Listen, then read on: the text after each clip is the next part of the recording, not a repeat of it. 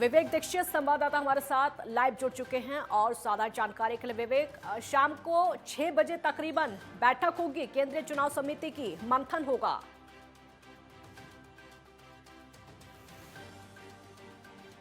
बिल्कुल शाम 6 बजे मंथन होगा। बीजेपी के सभी जो बड़े नेता हैं मौजूद रहेंगे। अगर हम बात करें अमित शाह गृह मंत्री वही मौजूद रहेंगे, प्रधानमंत्री नरेंद्र मोदी भी मौजूद रहेंगे और जो बीजेपी के राष्ट्रीय अध्यक्ष है जेपी नड्डा भी मौजूद रहेंगे। और सबसे बड़ी बात यह है कि गुजरात का जो चुनाव का बिगुल है वो बच चुका है, तो उसी को लेकर पूरी तैयारियां चल रही है, पूरा मंथन चल रहा है। किसको अब इस बार किसको टिकट दी जाएगी, क्योंकि 183 सीटों पर चुनाव होने हैं, तो कहीं ना कहीं किसके नाम पर मोहर लगेगी, तो उसको लेकर आज शाम तक क्लियर हो जाएगा कौन चुनाव लड़ेगा, कौन नए चेहरे होंगे। और सबसे बड़ी बात यह है कि कल देर रात से ही बैठक चल रही थी, जेपी नड्डा के आवास पर बैठक चल रही थी। उसके बाद ये आज शाम को देर शाम बैठक होनी है, शाम 6 बजे के बाद बैठक होनी है। कई बड़े नाम हैं, उनका भी नाम की घोषणा हो सकती है। और सबसे बड़ी बात यह है कि कई बड़े चेहरे ऐसे भी हैं काजल जिनका जिन पर चाबुक चल सकता है, इनका नाम हट सकता है चुनाव लिस्ट से। और सबसे बड़ी बात यह है कि अगर हम बात करें, क्योंकि जो गुजरात के पूर्व सीएम थे विजय रूपाणी, उनका भी नाम हो सकता है। डिप्टी सीएम थे जो नितिन पटेल, उनका भी नाम हो सकता है चुनाव में। और जो प्रेजेंट टाइम पे अगर हम बात करें भूपेंद्र पटेल की, तो उनका भी नाम हो सकता है। कई ऐसे नाम हैं जो जुड़े हुए हैं।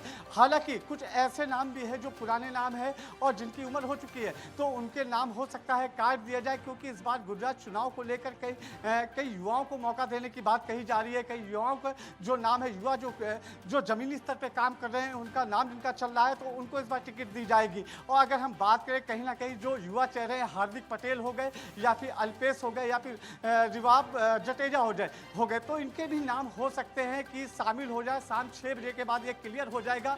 गुजरात चुनाव में जो 183 सीटों पे जो मतदान होने हैं, जो वोटिंग होनी है, तो उनमें किनके किनके नाम रहेंगे, कौन चेहरे रहेगा, उन पर मोहर लग जाएगी। क्योंकि जो गुजरात चुनाव है वो दो चरणों में चुनाव होगा। पहला चरण तो 1 दिसंबर से होगा, दूसरा चरण 5 दिसंबर को होगा और 8 को मतगणना की जाएगी। तो कहीं ना कहीं उसको लेकर पूरी तैयारियां हो चुकी है, क्योंकि बिगुल है जो गुजरात चुनाव का वो बच चुका है। तो कहीं ना कहीं मंथन चल रहा है। आज शाम 6 बजे बीजेपी की एक बड़ी बैठक होनी है, तो उसके बाद जो नाम है उन पे क्लियर हो जाएगा, उन पे मोहर लग जाएगी। कौन कौन गुजरात से 183 सीटों पर चुनाव लड़ेंगे।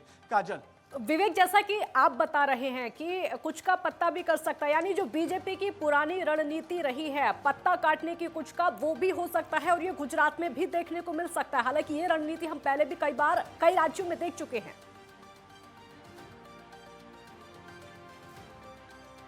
हालांकि इससे पहले भी जो रणनीति चली थी, अगर हम बात करें उत्तर प्रदेश चुनाव की, तो कई उत्तर प्रदेश चुनाव में भी रणनीति चली थी, लेकिन हालांकि वो सफल नहीं हो पाया था, क्योंकि कुछ बड़े नेता चले गए थे और बड़े नेता कुछ बीजेपी में भी शामिल हुए थे, कुछ बीजेपी का छोड़कर भी चले गए थे। तो सबसे बड़ी बात थी कि उत्तर प्रदेश चुनाव में ये नहीं हो पाया था। लेकिन इस बार जो देखा जा रहा है गुजरात चुनाव, क्योंकि 7वीं बार एक बार फिर से जीत अपनी दर्ज कराना चाहती है बीजेपी, तो उसको लेकर कहीं ना कहीं पूरी तैयारियों के साथ, पूरे रोब के साथ पूरी ताकत झोंक चुकी है। तो कहीं ना कहीं इस बार 7वीं बार जीत हासिल करने के लिए कहीं ना कहीं जो बीजेपी का मंथन है वो लगातार चल रहा है कि किस तरह से चुनाव लड़ा जाएगा, कौन जमीनी स्तर पे काम कर रहा है, किसका पैराग्राफ अच्छा है। और सबसे बड़ी चीज़ है किस बड़े नेता ने अगर वहाँ से जमीन से जुड़ा हुआ नेता है, कौन लोगों की जनता के बीच में रहता है, कौन काम करता है, तो उसको देखने की बात कही गई है। और इस बात पे मंथन चल रहा है कि अगर ये लोग युवा चेहरे हैं तो उनको भी आगे बढ़ाया जाए, उसको लेकर भी चर्चा हो रही है। और शाम को भी चर्चा होनी है। 6 बजे के बाद जो